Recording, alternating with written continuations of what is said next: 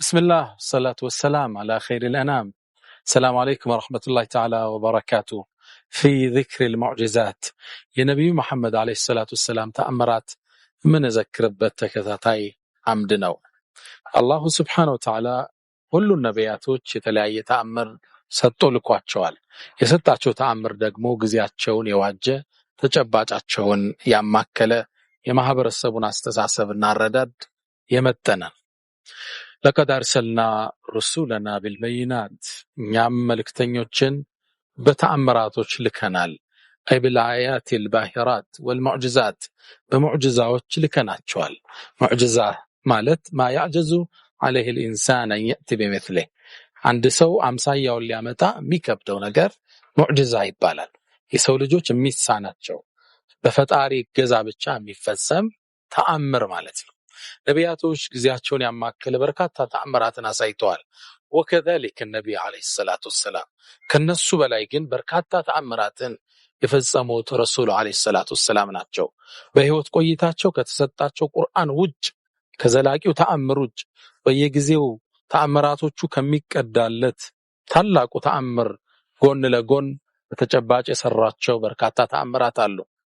ኢማም ነወዊ في شرح مسلم ከ1200 ተአምራት በላይ በነብዩጅ ምድር ላይ ተከስተዋል። ኢማሙ አስበሃኒ ወኢማሙ አልበይሃቂ في دلائل النبوة በሚለው መጽሐፋቸው ላይ ከ7 እስከ 9 ሙጀለዶችን ቮሊዩሞችን ጥራዞችን ስለ ተአምራቸው ብቻ ከትበዋል።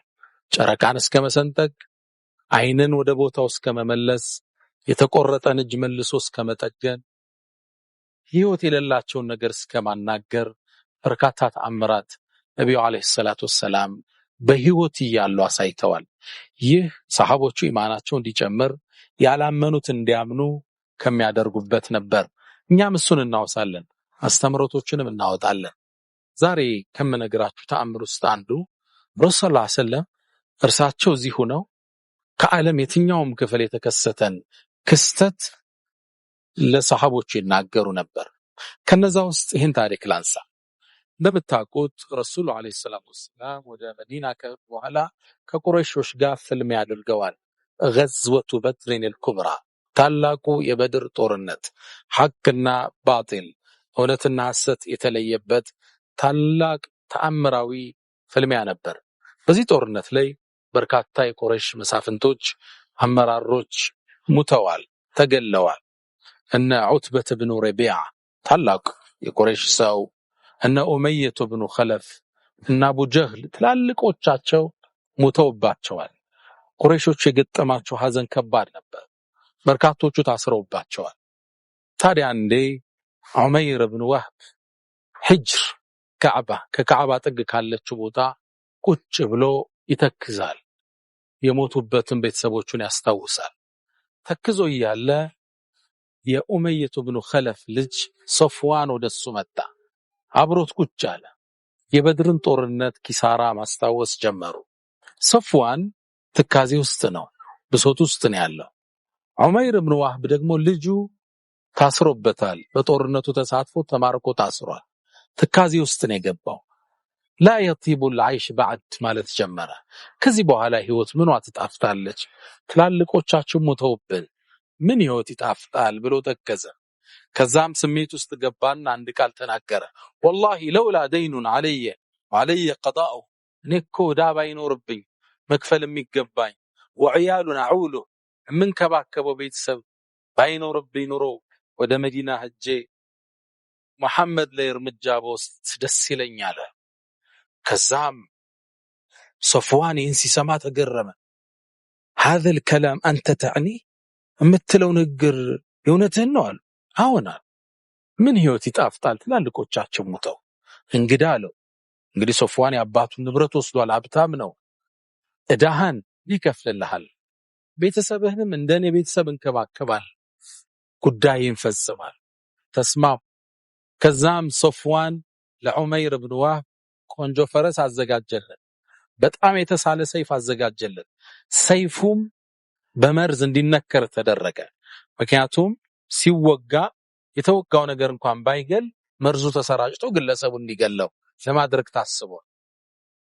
ሶፍዋን ዑመይርን ተሰናበት ፈረሱ ላይ ወጣ እንግዲህ እዛ ሄዶ መልእክተኛው ላይ እርምጃ ሲወስድ በህይወት እንደማይመለስ ያውቀዋል መካንም ለመጨረሻ ጊዜ አይቶ ተሰናበታት የፈረሶቹ ኮቴ ወደ መዲና ደረሰ ፈረሱን አንድ ቦታ አሰረ ከዛም ያን በመርዝ የተነከረን ሰይፉን አንገቱ ላይ አድርጎ ወረደ መልእክተኛው የት እንዳሉ ጠየቀ መስጂድ መሆናቸውን አወቀ ወደ መስጂድ አቀና መስጂዱ ጋር ሊገባ ሲል ሰይድና ዑመር ከርቀት ተመለከቱት هذا عمير الذي حرش الجيش يوم بدر ይሄ ዑመይር አይደል እንዴ ሰራዊቱን ከርቀት ሆኖ የቆጠረው እሱን የቆጠረ 300 አካባቢ አላሚ ትንሽ ቢቀንሱ ትንሽ ቢጨምሩ ነው ብሎ ቆጥሮ የነገራቸው ለቁረይሹ ለጦርነቱ ቀን እሱ ነው ሰራዊቱንም ሲያነሳሳ የነበር ለጦርነት እሱ ነው ሰይድና ዑመር ሳት ለብሰው ሳት ጎርሰው መጡ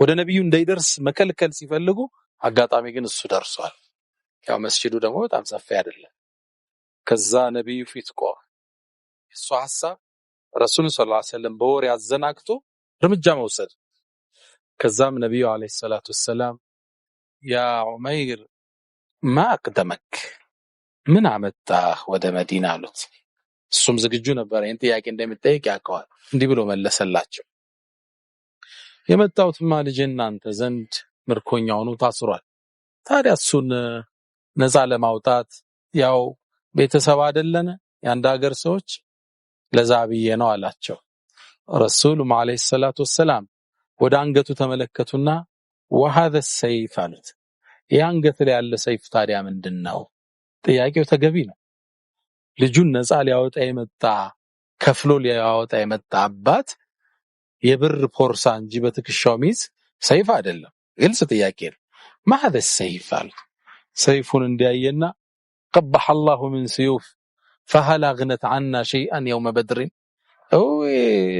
ምን ዋጋ አለው ብላችሁ የበድር ቀን ተቀመን እንደ ደሞ ሰይፍ ምን ዋጋ አለው ከፈረስ የወርጀ ስመጣ ረሰቻው አንገቴ ላይ እንደተቀመጠ ነው አላቸው ረሱል ሰለላሁ ዐለይሂ ወሰለም ትክ ብሎ አዩትና ያ ዑመይር صدقني ما اقدمك እውነቱን ንገረኝ ለምን መጣህ እንዴ ምን ያመጣኛል ልጅን ምርኮኛውን ነፃ ላወጣ ነው የመጣው አላቸው ረሱል አለይሂ ሰላቱ ሰላም አስከተሉ ያ ዑመይር فماذا شرطت لصفوان في الحجر